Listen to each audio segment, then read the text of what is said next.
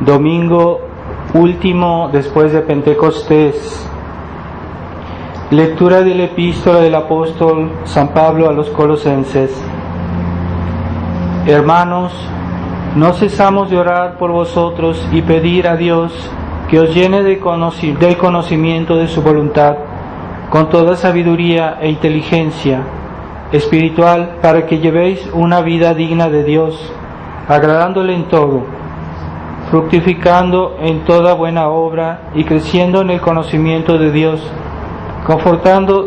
confortados en toda virtud por su glorioso poder, con toda paciencia, longanimidad y gozo, dando gracias a Dios Padre, que nos ha hecho capaces de participar de la heredad de los santos en la luz, que nos liberó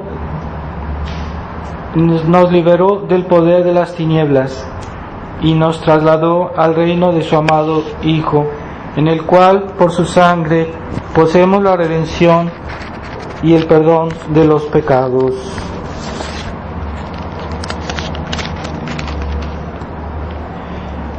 Continuación del Santo Evangelio según San Mateo. En aquel tiempo dijo Jesús a sus discípulos: cuando viereis que la abominación desoladora predicha por el profeta Daniel está en el lugar santo, nótelo el lector, entonces los que están en Judea huyan a los montes, y el que está en la terraza no baje a tomar cosa de su casa, y el que está en el campo no vuelva a tomar su túnica. Ay de las embarazadas y las que crían en aquellos días. Rogad por que vuestra huida no sea en invierno o en sábado, porque habrá entonces gran tribulación, cual no la hubo desde el principio del mundo hasta ahora, ni la habrá. Y si no fuesen acortados aquellos días, nadie se salvaría, mas se acortarán por amor de los escogidos. Entonces, si alguno os dijere: mirad, el Cristo está aquí o allí, no lo creáis, porque se levantarán falsos cristos y falsos profetas, y obrarán grandes señales y prodigios, de modo que caigan en el error, si fuera posible, aún los escogidos. Ved que os lo prevengo. Si pues os dijeren: mirad que está en el desierto, no salgáis. Mirad que está en el interior de la casa, no lo creáis.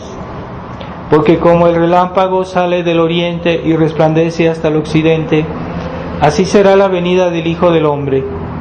Donde quiera que el cuerpo se halle, ahí se juntarán las águilas.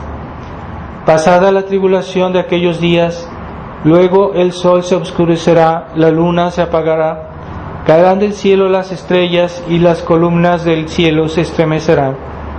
Y entonces aparecerá en el cielo la señal del Hijo del Hombre, y llorarán todos los pueblos de la tierra, y verán a venir al Hijo del Hombre sobre las nubes del cielo con gran poder y majestad.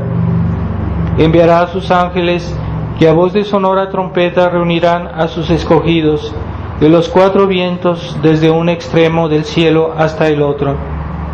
Aprended de la higuera esta semejanza: cuando sus tallos están ya tiernos y brotan las hojas, conocéis que está cerca el verano. Pues así, cuando veréis todo esto, sabed que el Hijo del Hombre está a la puerta. Os aseguro que no pasará esta generación sin que todo esto se cumpla. El cielo y la tierra pasarán, pero mis palabras no pasarán.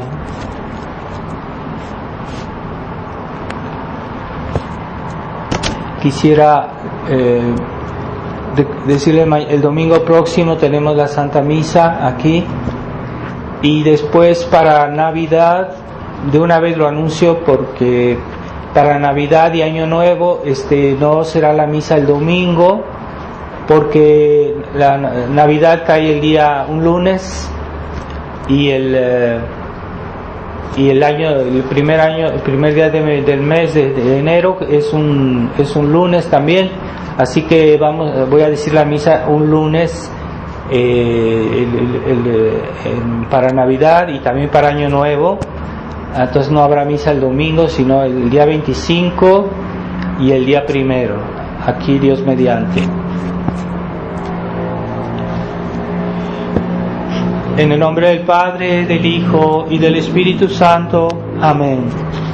Les recuerdo, esta Santa Misa es dicha por el descanso del alma de la señora Teresa López, que era una persona que venía aquí a la misa y falleció hace poco. Les pido que todos recemos por su alma y tengamos la presente en nuestras oraciones, nuestros rosarios,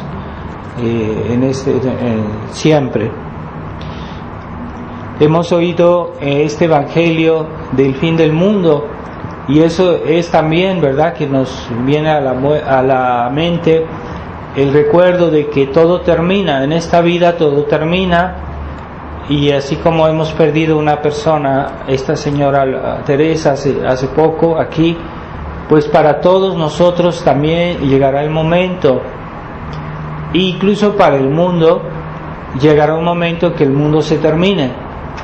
Así que la sabiduría del mundo, la sabiduría de este mundo que no cree, que no ama a Dios, vive como si todo fuera siempre para siempre. Entonces no ven que esta vida pues tiene límites, y que incluso el mundo tiene límites. Y que lo que estamos viviendo actualmente pues es la oportunidad que Dios nos da para portarnos bien, para hacer méritos, y que esto no durará siempre, y que esta vida tiene consecuencias para la eternidad, porque los actos que hacemos en esta vida, que a mucha gente los ve como cosas que son sin importancia, y que dejan pasar la vida, dejan pasar el tiempo como si no tuviera importancia, y que pasan su vida perdiendo el tiempo, pues esta vida todo tiene importancia, porque es con la medida que nos habremos portado en esta vida, así será nuestra eternidad. Entonces, si en esta vida habremos vivido en el pecado mortal todo el tiempo, y que moramos en pecado mortal, pues así será nuestra eternidad, es el castigo del infierno. Pero las personas que en esta vida hayan vivido con fe, con amor a Dios, que hayan hecho buenas obras, entonces no solo se salvarán, sino que también la medida de su cielo, la medida de su felicidad, la grandeza de su recompensa será mayor, y no será por un momento, sino por toda la eternidad. Es por eso que esta vida es tan importante, y que todo lo que hacemos en esta vida es muy importante. Por eso es necesario la fidelidad a cada momento, a todas las gracias de Dios. En un sermón anterior les había hablado de las gracias que Dios da. Pues está la gracia santificante, en la cual debemos vivir siempre. Después están las gracias actuales, que son esas gracias que Dios nos da en cada momento, según nuestras obligaciones, nuestras necesidades, gracias espirituales. Después están las gracias providenciales, que son todas esas circunstancias de nuestra vida, que son como oportunidades para hacer el bien, para portarse bien, para merecer. Y todas esas gracias juntas si las aceptamos, si las seguimos, si las hacemos bien, pues de ahí depende la recompensa del cielo, ¿verdad? Entonces no hay que jugar con la gracia, ¿verdad? Hay que con todas esas gracias de Dios. Entonces a veces son circunstancias de nuestra vida que son como oportunidades que Dios nos da para hacer el bien, y hay personas que siempre las dejan ir porque no ven el interés, ¿verdad? No ven el interés de hacer el bien al prójimo, no ven el interés de, por ejemplo, en nuestra época, de promover la tradición, de ayudar a los sacerdotes que están defendiendo la tradición. No ven la necesidad, y esa es una oportunidad que Dios nos da para hacer el bien, ¿verdad? Entonces ahora que hay tanta necesidad de sacerdotes de la tradición, hay gente que no ve la necesidad, pero es verdad que la misa que Dios promulgó, Jesucristo promulgó el día de la última cena, esa misa pues es la fuente de gracia que ha vivificado a tantas generaciones de cristianos de toda la historia, que de la Santa Misa vienen todas las gracias. ¿Por qué de la Santa Misa? Pues porque la misa no es ni más ni menos que el sacrificio de Jesucristo que se vuelve a renovar sobre el altar cada vez que hay una misa. Entonces la misa es muy importante, es un hecho muy importante porque es el sacrificio de Cristo que se renueva, que aunque se renueve, no por renovarse es menos importante o tiene menos valor, no, es que es el mismo sacrificio. Entonces si yo vengo hoy a misa y yo hubiera estado presente cuando nuestro Señor estaba en el Calvario, es lo mismo, es el mismo sacrificio. Entonces Jesucristo quiso que su sacrificio se renovara para que nosotros tuviéramos la oportunidad de unirnos a su sacrificio cada vez que vamos a misa. Y como Él sabe que nuestra debilidad, nuestra falta de interés, entonces Él dijo, bueno, voy a hacer de manera que la misa se pueda renovar, se pueda decir muchas veces, para que si yo no gané todas las gracias que podía en una misa, por mi desatención, por mis distracciones, por mi falta de fervor, lo que fuera, bueno, yo tengo siempre otra oportunidad para mejorar mis disposiciones y cada vez asistir con más fe, con más fervor, con más amor a la Santa Misa, ¿verdad? Entonces esa es la oportunidad que Dios nos da.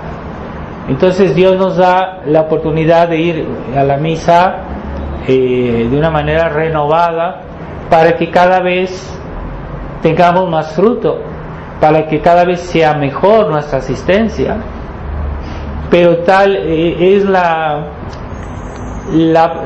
negligencia humana, la apatía humana, que hace que todo lo más precioso se vuelva vil, se vuelva ordinario. Así que hay cristianos que van a misa, pero van siempre con las mismas disposiciones y no progresan y no reciben más gracias, porque para ellos la misa es como estar ahí presentes como una estatua, y no rezan bien, no piden, no hacen actos de fe, ¿verdad? No hacen bien sus oraciones, están ahí como unos especie de nomás de asistentes, pero que no participan bien.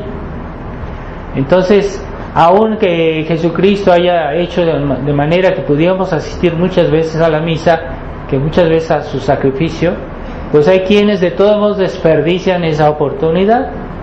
Así que no podemos decir que Dios no ha hecho todo lo que pudo, todos los esfuerzos que Él podía, que no los hizo.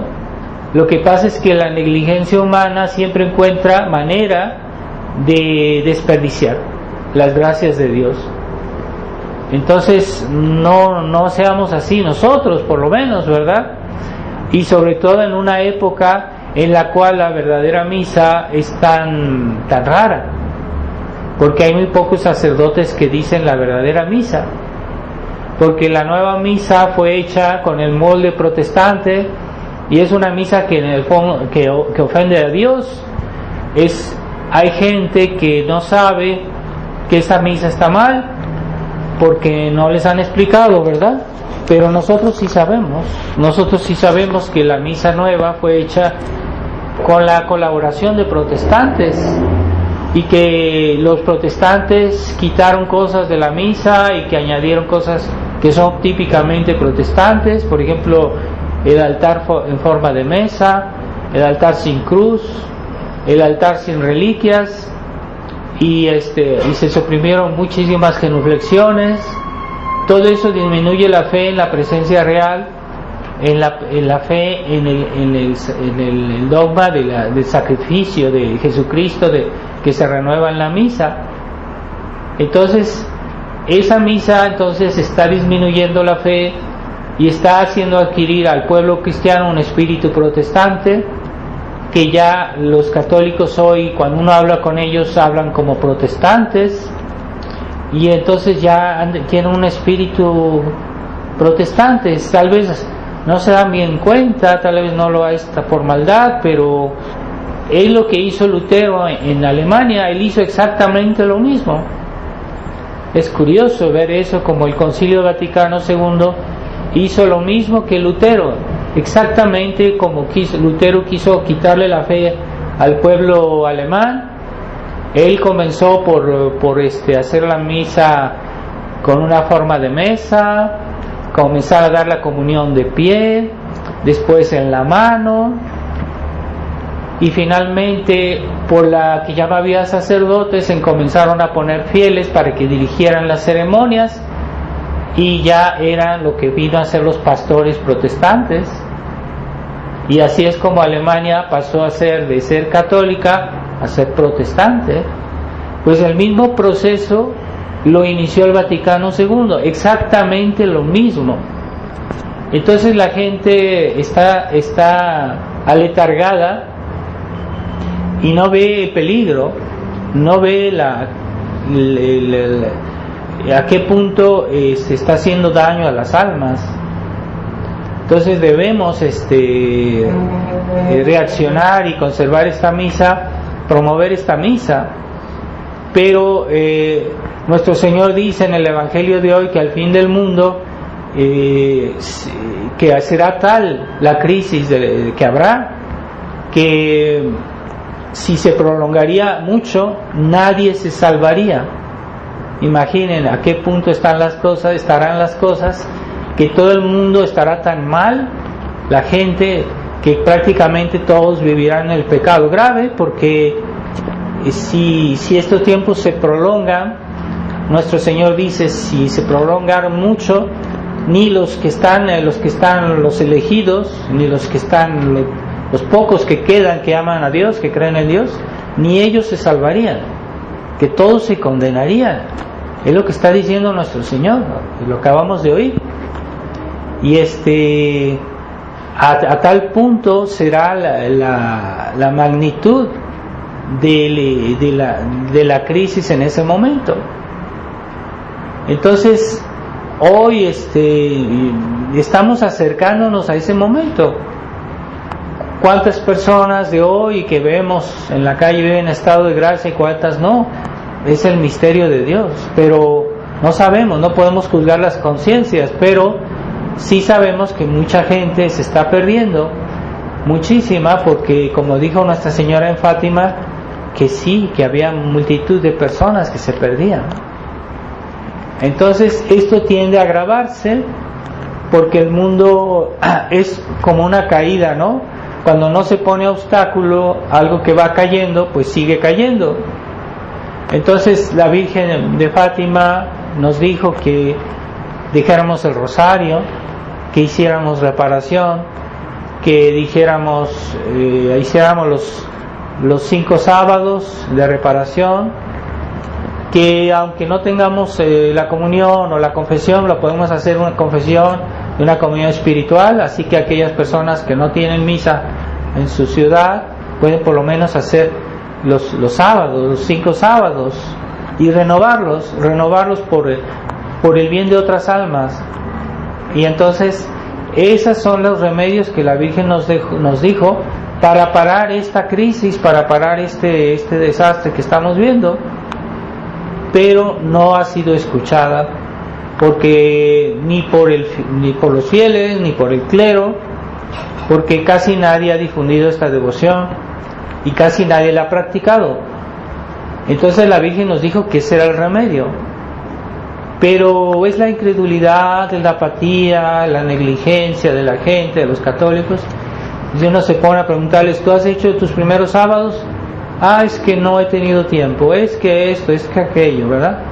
Pero en definitiva no han escuchado el llamado de la Virgen. Pero la Virgen dijo, la solución, y ya no habrá otra, es la recitación del rosario y la devoción a mi corazón inmaculado. Y ¿quién ha escuchado a la Virgen? Entonces, por eso eran los obstáculos para que esta caída que hay en el mundo se detuviera. Eso eran los obstáculos que la Virgen quería poner para que las cosas no se sigan degradando. Entonces, si vemos que el mundo está tan mal, pues es porque primero los católicos no han hecho caso a la Virgen, no han hecho esfuerzos como la Virgen pedía, de convertirse, de rezar, de hacer los primeros sábados, de decir el rosario. Es lo que la Virgen pidió. Esos son los obstáculos.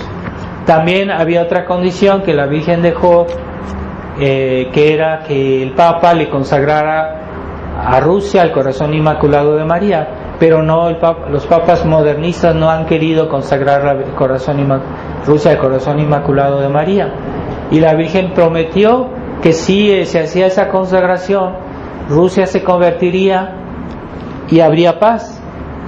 Entonces, la falta de fe, incluso en el clero, que ha habido, que estos sacerdotes, estos papas modernistas posteriores al Vaticano II, pues no han querido hacer esta consagración, y la han hecho, pero no han cumplido las condiciones que la Virgen dio.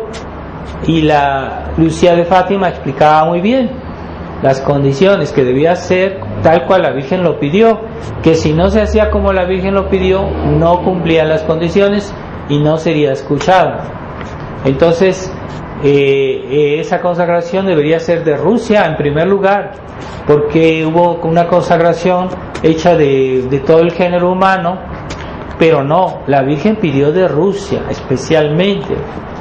Entonces, esas consagraciones, incluso la que hizo últimamente el Papa Francisco, no cumplía las condiciones de la Virgen, y además hacía referencia a cosas malas, a cosas que ofendían a Nuestra Señora, a cosas haciendo referencia como a la Pachamama, que es una cuestión blasfema. Entonces, todo eso, en lugar de ser una reparación, pues es una agravación de la deuda, ¿verdad?, que el mundo tiene con Dios. Y el Papa Francisco no cumplió esas condiciones, ¿verdad? Entonces, en su tiempo, cuando salió esto, yo hice una hojita en la cual explicaba eso, y realmente, pues eso, ahí se ve que no se cumplió las condiciones de la Virgen. Así que Rusia no se ha convertido, y el mundo sigue de mal en peor, ¿verdad?, por la falta de fe, no solo del pueblo fiel, sino también de los mismos que están dirigiendo la Iglesia, que están en un plan de modernismo, ¿verdad?, que han reformado todo en la Iglesia, la misa, los sacramentos, el catecismo. No hay nada que no hayan trastornado, pero es la enseñanza modernista. Entonces, es una cosa tremenda. Y ya la Virgen de Fátima, en su secreto, que no ha sido todavía revelado, el tercer secreto, pero a las personas que oyeron, que pudieron conocerlo, porque algún papa los ha leído en privado, y aquellos que estuvieron presentes de alguna manera supieron, hablan de que la Virgen, el gran castigo sería sobre todo una crisis de la fe de la Iglesia, una crisis de la Iglesia en su vida cristiana, en su vida de la fe. Entonces, ciertamente la Virgen habla de un gran castigo, una gran guerra, que vendrá, yo pienso vendrá, pero lo principal del castigo es la crisis de la Iglesia, y que tengamos hoy sentado en la sede de Pedro a un modernista que no sabemos que si es masón, porque toda su actitud, todas sus enseñanzas es la doctrina masónica. Entonces es una cosa tremenda lo que estamos viviendo, y debemos rezar mucho porque Dios nos conceda un Papa católico, un Papa que sea realmente católico, que vuelva a la tradición de la Iglesia, porque la Iglesia esencialmente en sí misma es tradición. Así que de hablar de iglesias católicos tradicionales es como decir dos veces la misma cosa, porque cuando uno dice católico uno dice tradicional, es lo mismo. Entonces, si la Iglesia del Vaticano II no es tradicional, no es católica. Ahí está la respuesta. Entonces, todo en la Iglesia es tradición. Los sacramentos, el catecismo, los mandamientos, las oraciones, la misa, todo en la Iglesia es tradición. Todo viene desde Jesucristo. Ciertamente, la Iglesia a través de los siglos ha explicado mejor la enseñanza de Jesucristo, la ha explicitado, entonces hay cosas que ahora se saben mejor que en otros tiempos, ¿verdad? La Iglesia ha hecho un trabajo a través de los siglos para explicarnos bien la enseñanza de Dios, pero esencialmente pues es la misma cosa, simplemente explicada. Entonces esa es la tradición sigue, y la Iglesia es tradición. Entonces cuando dicen católicos tradicionalistas, pues es una manera de ridiculizar lo que es normal. O sea, si yo soy católico, yo soy tradicional, forzosamente. Y si yo soy católico y no soy tradicional, pues no soy católico, así, sencillo. Entonces hoy se ha pervertido el sentido de lo que es ser católico.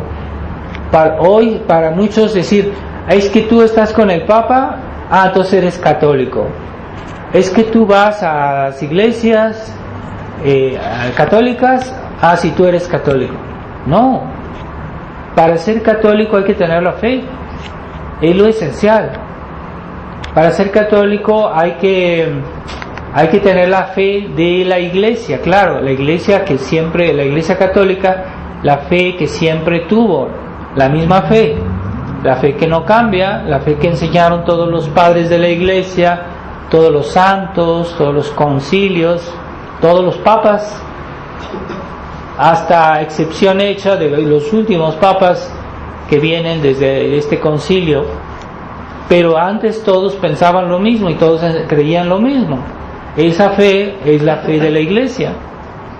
Entonces hoy ya no se nos quiere dar otra enseñanza, pero no, siempre habrá algunos católicos que conserven la verdadera fe, y de hecho siempre, y los ha habido, aunque hubo el concilio, ya hubo la crisis de la Iglesia, siempre ha habido y siempre hay y todavía hay en todo el mundo católicos que conservan la tradición de la Iglesia como es, en su totalidad, ¿verdad? Entonces esos son los verdaderos católicos. Entonces que San Agustín decía, porque en su tiempo también hubo una gran crisis, en que la crisis arriana, en la cual se negaba que Jesucristo era Dios. Se decía que Jesucristo era un santo, un gran santo, pero no era Dios. Entonces prácticamente todos los obispos en esa época aceptaron esa herejía, y San Agustín decía, el mundo entero gimió al despertarse arriano. Es decir, que en un momento dado todos los obispos hablaban que Jesucristo no era Dios, pero era solo una verdad de la fe que negaban. Hoy se cuestiona todo, se cuestionan todas las verdades de la fe, ¿verdad? Entonces la fe de la Iglesia no cambia, no puede cambiar, porque es la enseñanza de Dios. Entonces últimamente hubo unos cardenales que han escrito al Papa para decirle, porque quieren cambiar lo del sacerdocio, quieren que las mujeres sean sacerdotes, quieren cambiar otras cosas, Entonces le han preguntado si eso tiene es un cambio de lo que antes se decía, y el Papa no quiso responder, no respondió claro.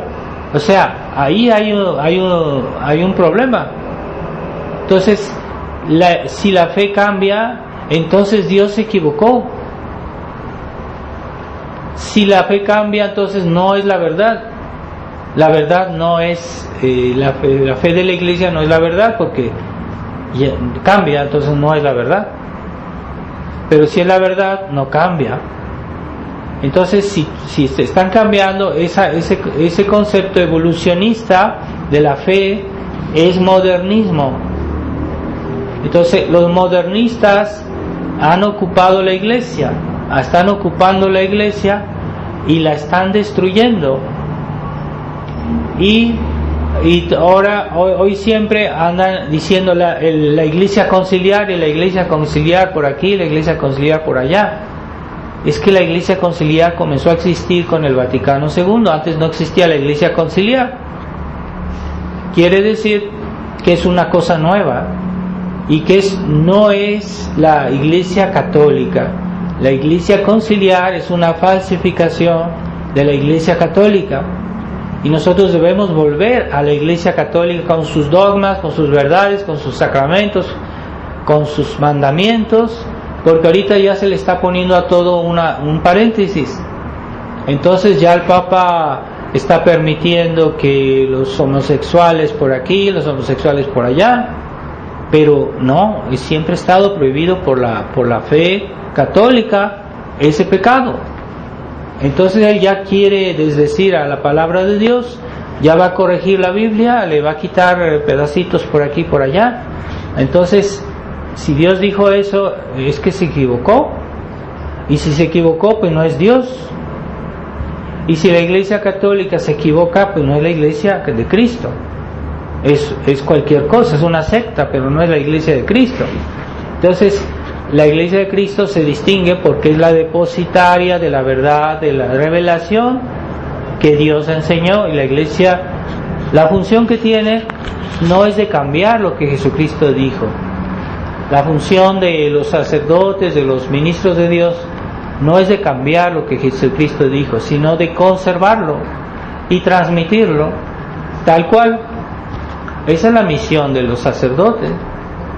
Pero hoy hay obispos, hay incluso sacerdotes que se comportan como si la Iglesia fuera su propiedad, como si fuera ellos que la poseen, ellos deciden de todo y cambian lo que quieren. No, la Iglesia no es nuestra propiedad. Los ministros de Dios tienen una función importante, pero su función es de conservar, ser como guardianes de la fe. No los inventores, no los que modifican, los que cambian, no, son los guardianes de la fe. Entonces, en ese sentido hay que escuchar a los sacerdotes, hay que escuchar a los buenos papas, no los papas modernistas, y hay que escucharlos y hay que obedecerlos, porque ahorita ya los fieles con esa mentalidad protestante que la tienen, aunque no se den cuenta, pero la tienen, siempre están cuestionando lo que dice el sacerdote. No, cuando el sacerdote cumple su función de transmitir la fe, hay que obedecerlo, hay que escucharlo.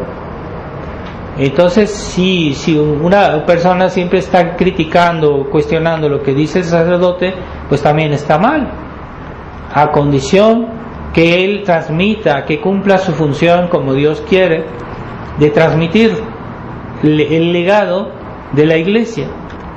Pero si comienza a cambiarlo, entonces en ese sentido pues ya no podemos obedecer.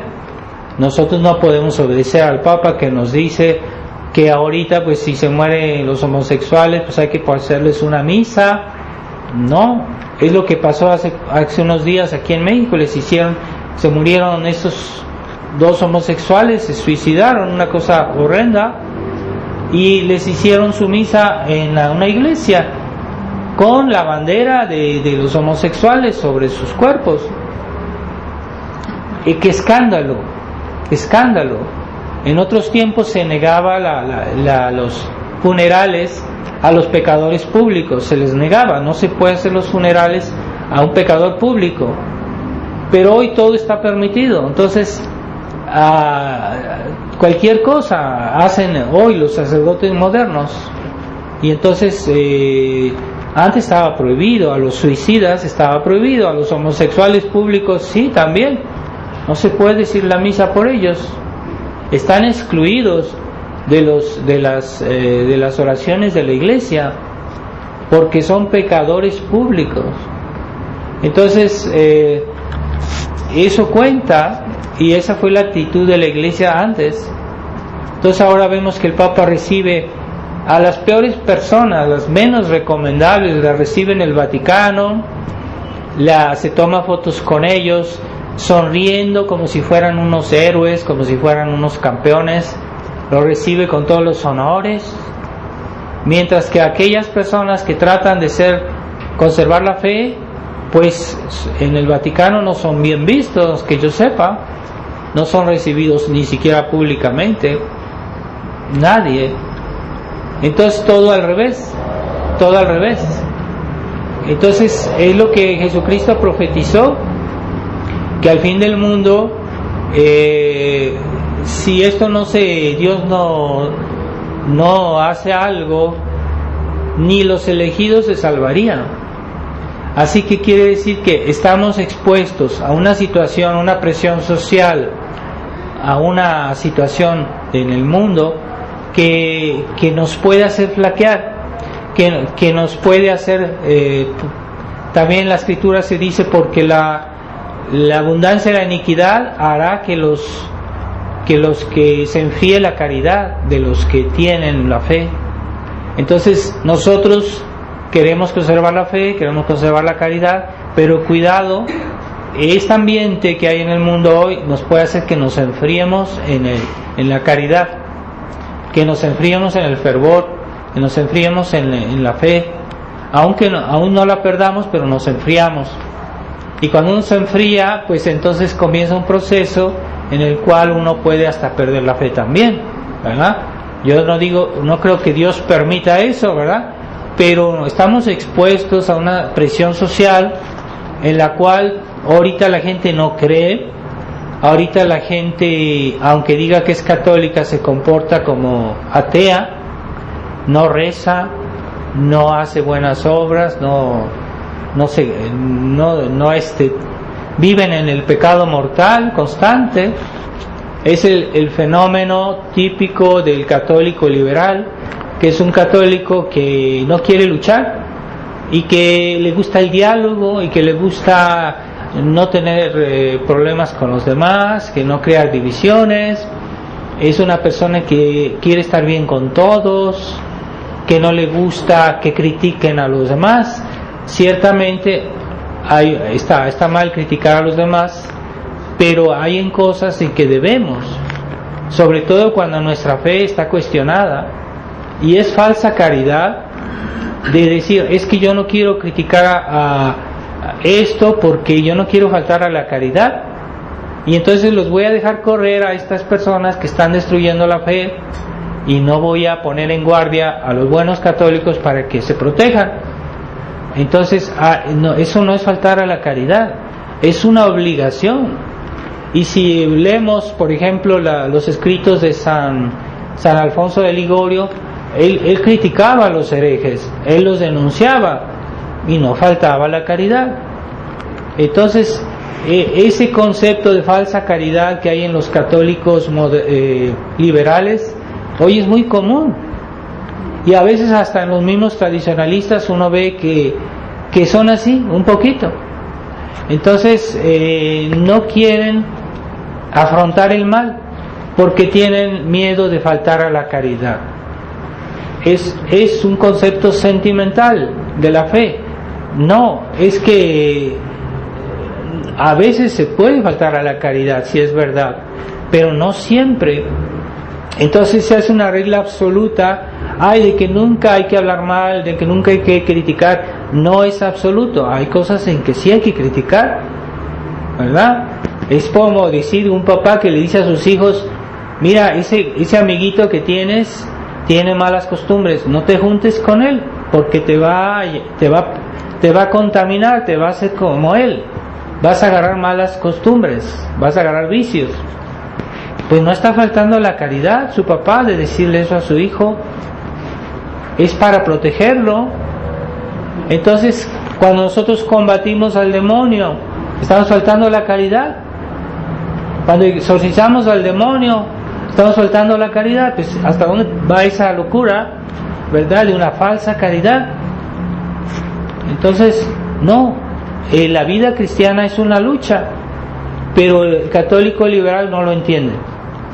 Él quiere estar siempre en paz, quiere su comodidad, con que no le falte que comer, no le falte sus cosas, lo demás no le interesa. Eso sí, es que yo amo a Dios, yo amo a mi prójimo, pero es que no es suficiente, ¿verdad? Dios nos pide obras y nos pide guerra, porque la guerra, ¿contra qué? Contra primero nuestros vicios, nuestros defectos, es guerra, pero también contra los enemigos de Dios. Por ejemplo, en la Edad Media, los papas que le decían a los cruzados, vayan a Tierra Santa a rescatar a los lugares santos, y les daban la indulgencia para hacer la guerra, para matar a los infieles. No era para ir a hacer diplomacia y diálogo. Pero hoy, no, es que yo no quiero, me da miedo de que yo pueda faltar a la caridad, mejor no hago nada. Entonces el mal avanza, porque nadie lo enfrenta. Entonces, si alguien, ciertamente hay personas que se dedican a hacer el mal, pero nadie les mete obstáculos, porque los católicos se han vuelto apáticos, se han vuelto pacifistas, y todo el mal siempre avanza. Por eso la sociedad se degrada, y ese fenómeno de que las sociedades cristianas, México era un país muy católico antes, extremadamente católico, y cómo se ha ido degradando, pues esa apatía de los católicos liberales, que siempre han dicho, después vamos a ver qué pasa, que Dios nos ayude, vamos a esperar, y así se la pasan. Y si alguien quiere hacer algo, le dicen, no, párate, no, esto es faltando a la caridad, y ya lo sabotean a los católicos liberales son saboteadores de los católicos combativos, y siempre les han, como dicen, jalado el tapete, ¿no? Para no dejarlos actuar. Siempre han saboteado las buenas obras de los católicos combativos, los católicos doctrinales, los católicos que quieren el reino de Cristo en la tierra. No exageres, no te juntes con él, es un exagerado ese, y así, y ya siempre han saboteado a los buenos católicos, y eso es típico de los católicos liberales. Hay que tener cuidado con ellos, ¿verdad? Y hay que protegerse de los católicos liberales, porque a veces nos transmiten su mentalidad y le dan otro sentido a las virtudes cristianas. No es verdad. La caridad es ante todo con Dios y con el prójimo, por amor de Dios. Y el odio está permitido, sí, con el demonio, está permitido con el pecado, está permitido el odio, pero los católicos liberales no entienden eso. Hay solo amor, todo es amor. No, la Virgen María odia al demonio, odia a la serpiente, por eso le aplasta la cabeza. Hay un odio bueno, pues el odio del mal, claro está, y el amor del bien. Entonces, ¿por qué amamos a nuestro prójimo? Porque Dios nos hizo buenos, pero después nos podemos desviar, pero Dios nos hizo buenos. Ese es el sentido de la caridad. Pero yo no amo a mi prójimo a pesar de que eso es un pecador público, y es lo que parece mostrar el Papa Francisco cada vez que hace esos escándalos. ay, estos homosexuales, estos y todo, las peores personas menos recomendables. Y entonces nosotros debemos odiar el vicio, debemos odiar el vicio de esta gente, aunque podamos amarlos a ellos como personas, pero debemos odiar sus vicios.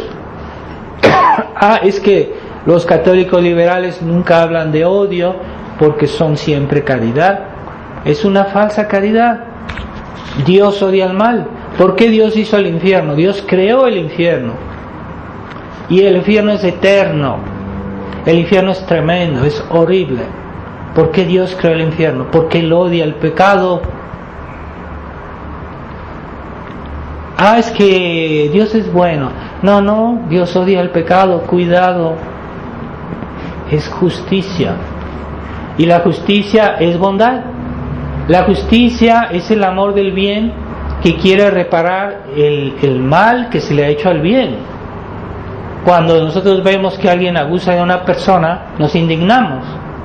Y es un movimiento sano, indignarse de un crimen. Pero los católicos liberales no se indignan de nada, y pasa lo peor de lo peor y no dicen nada. Vamos a esperar que Dios haga algo. Yo no puedo comprometerme, yo no puedo actuar. Que otros hagan eso, yo no es. Entonces todo pasa, todo sigue y así estamos. Esa mentalidad que hoy está generalizada, por lo cual debemos tener cuidado con la gente que conocemos, porque todos piensan así. Y nosotros, si queremos ser realmente católicos, no podemos pensar así, ¿verdad? Debemos odiar el mal. Ahorita todos dicen, no, es que yo soy tolerante. Todos esos términos son hechos por la masonería, los enemigos de Dios, para destruir el combate cristiano, ¿verdad? Entonces, como un cuerpo que no tiene anticuerpos, pues la enfermedad entra y luego toma posesión de ese cuerpo, ¿verdad? Una persona que pongamos que no tenga defensas, no tiene anticuerpos, pues no tiene defensa. Y así la enfermedad pasa. Pues es lo mismo a nivel espiritual, es igual. Entonces nosotros no ponemos barreras. Es que a los papás que dicen, es que yo no quiero martirizar a mis hijos, no les voy a prohibir esto, no les voy a prohibir aquello, es que yo soy bueno, yo soy caritativo con mis hijos, les dejo hacer todo lo que quieran. No, estás haciendo los estás enviciando a tus hijos porque les dejas hacer todo lo que quieren. Después ya no los vas a poder controlar, ya que crezcan. Entonces, esa es falsa caridad, es falsa tolerancia, ¿verdad? Todos esos términos que han inventado hoy para destruir nuestra fe, para destruir las barreras que impiden que el mal avance. Y el mal no solo hay que detenerlo, hay que aplastarlo. Como decía San Ignacio, no basta que nosotros detengamos el mal. No, debemos aplastarlo, debemos destruirlo. San Ignacio de Loyola era un militar, pero en el fondo todos los cristianos somos militares, somos soldados de Cristo. El día de nuestra confirmación nos dijeron que tú eres soldado de Cristo. Pero un católico liberal es una especie de cristiano estático que no hace nada, que es pasivo, que es inútil. Y esa mentalidad nos ha destruido nuestras familias. ¿Cómo es posible que hoy todas las familias estén con problemas? En todas las familias hay problemas. En otros tiempos había familias muy unidas, pero ¿qué las unía tanto? Y estaban realmente unidos, no había tanta división, pues porque eran más cristianas y que tenían un sentido del bien y del mal. Pero hoy no, hoy ya la gente no tiene sentido del bien y el mal.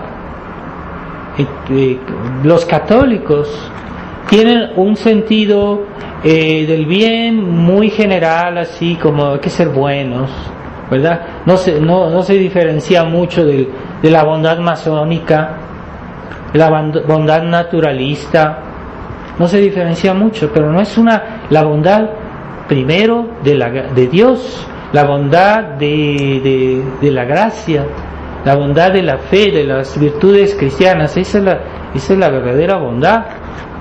Entonces, es que esta persona se va a ir al cielo porque es buena gente, así se va a ir al cielo. Así hablan hoy. No basta ser buena gente para ir al cielo, hay que respetar los 10 mandamientos de Dios sin excepción, porque si yo respeto los 10 pero hago una excepción, es suficiente para ir al infierno, aunque en los demás soy buena gente. Que es tontería, todo eso es tontería, pero la gente hoy bebe la tontería, bebe la iniquidad como agua y no se da cuenta, ya se acostumbró. Entonces eso será los tiempos del fin del mundo, cuando si Dios no interviene, todos se perderían. Jesucristo lo dice en el Evangelio de hoy. Si esos tiempos no fueran abreviados, todos se perderían. O sea, es que todas las almas se corromperían y caerían en el pecado mortal. Hay que pedirle a Dios que nos preserve, nos mantenga en la fe, nos mantenga en la verdadera fe, la verdadera caridad, que no nos deje coger este espíritu mundano que hoy ha entrado en la iglesia y que ya los mismos sacerdotes predican eso, predican ese espíritu del mundo, ya están justificando el pecado. Entonces, ¿dónde está la palabra de Jesucristo? Entonces lo están reemplazando. Entonces pidamos a Dios que no. También hay otra forma de corrupción de la fe, es por la imprudencia de los hechos. Por ejemplo, si yo hago actos que comprometen mi fe y que me hacen que yo no la pueda practicar como debe ser, y es un compromiso práctico, ¿verdad? Entonces yo ahí puedo hacer un pecado también, porque estoy haciendo una imprudencia, y entonces no puedo pactizar con los enemigos de Dios. Y si yo hago un compromiso con ellos, pues me estoy exponiendo, ¿verdad? Entonces no podemos tener como amigos a aquellos que son enemigos de Dios. No podemos. San Pablo hablaba de eso, con esos no debemos ni comer con ellos. Así lo dice San Pablo. Entonces, cuando empezamos a hacer esas amistades con el mal, con los malos, diciendo, es que yo no estoy de acuerdo con lo que ellos dicen, pero yo simplemente quiero hablar con ellos, soy amigo, etcétera. No, es que también eso es compromiso, ¿verdad? Entonces la actitud que ha tomado la Fraternidad San Pío X, que fue fundada por Monseñor Lefebvre para defender la fe, bien, ya está cambiando, ya no es esa actitud tan clara, tan radical como antes. Y estuve viendo en estos días el sitio en internet de la fraternidad, y hablan de cosas muy extrañas. Dicen, en el Vaticano, en Roma, han cambiado el sistema de sonido en la Basílica del Vaticano. O sea, ¿a nosotros qué nos interesa eso? Ya tienen algunos artículos que hablan de ciertos problemas de la crisis de la Iglesia, es verdad, pero son como muy marginales, y hablan de cosas de que pasan en Roma en lugar de informar a los fieles sobre la crisis de la Iglesia y los peligros que sus almas corren por todos esos escándalos. Se ponen a hablar del sistema de sonido de San Pedro. A mí no me interesa eso, sinceramente. No es una prioridad, es muy secundario. Están perdiendo el tiempo. Entonces hablan de cosas, de hechos que son muy muy secundarios que no nos interesan a nosotros, católicos, que queremos conservar la fe, queremos conservar la tradición. Entonces están diluyendo el combate de la fraternidad, San Pío X. Y es muy triste ver que eso es eso que se ve en ese sitio que está hecho para los fieles, en lo cual ya no hay nada consistente. Que no digan que no se han comprometido con Roma, porque lo primero que Roma les pide a los sacerdotes de la tradición que quieren regresar a Roma, lo primero que les piden es que no critiquen al Papa, no critiquen el Vaticano II, no critiquen los escándalos que están, yo no vi nada ahí a propósito de la cuestión de las parejas homosexuales, ninguna crítica, yo no lo vi. A lo mejor hay una por ahí más antigua, pero yo no vi. O sea, ya no está claro el combate por la fe. Y que no digan que no se han comprometido, porque ellos mantienen la misa tradicional, pero la misa tradicional es secundaria con respecto a la fe. Porque la fe es antes que la misa, porque la fe, el objeto de la fe, ¿qué es el objeto de la fe? Es la verdad divina. La verdad divina siempre existió. Cuando defendemos la fe, estamos defendiendo la verdad de Dios. La misa fue creada, antes no existía la misa, de toda eternidad no existía la misa. Jesucristo la hizo para nuestro bien, pero no es eterna. La misa comenzó a existir, mientras que la verdad divina siempre ha sido. ¿Y para qué es la misa? Para llevarnos a la verdad de Dios, para llevarnos al cielo, para llevarnos a la verdad divina, a poseer la verdad, la visión de Dios, que es la posesión de la verdad divina. Entonces la misa está en función de la verdad, no al contrario. Entonces en la fraternidad hoy dicen, nosotros conservamos la misa. No, antes que la misa está la fe. El combate por conservar la misa está bien, pero antes está el combate de la fe. Y si yo no tengo bien la fe, no tengo tampoco bien claro qué es la misa. Entonces vi un texto ahí en ese lugar, en ese sitio que estuve consultando, y dicen sí, que nuestro combate es la conservación de la misa y de la fe. Pero ¿es que tú defiendes toda la fe? No, ya no se dice todo, ya no se dice. Si yo no denuncio todo el error, yo estoy oscureciendo la fe. Cuando yo no denuncio todo el error que hay hoy, yo estoy oscureciendo la fe, porque es como decir, si esto no está mal, cuando está mal. Entonces si yo digo que está mal, entonces yo estoy poniendo en relieve la fe. ¿Por qué está mal? Porque la fe dice que no está bien. Y así están las cosas. Entonces es muy escandaloso, muy triste ver cómo en la fraternidad ya se ha vuelto una cuestión folclórica, la tradición, una bonita misa, bonitos cantos, es folclore. Yo no digo que eso sea malo, sino que es secundario con respecto al combate de la fe, y es una gran traición, una gran decepción para Monseñor Lefebvre. Si él estuviera vivo, hubiera sufrido mucho de ver cómo destruyen el espíritu de la fraternidad que él fundó para proteger al sacerdocio católico de esta marea del Vaticano II. Entonces vamos a pedirle a Dios en esta misa que nos dé una fe firme, que nos dé un concepto claro, no concepto liberal de las cosas, ¿verdad? Esa especie de querer conciliar todo, pero hay cosas que no se pueden conciliar. Hay cosas que sí se pueden conciliar, ¿verdad? Dos personas que se disputan, bueno, pueden llegar a conciliarse, ¿no? Pero siempre en base a la verdad, siempre en base a lo que es justo.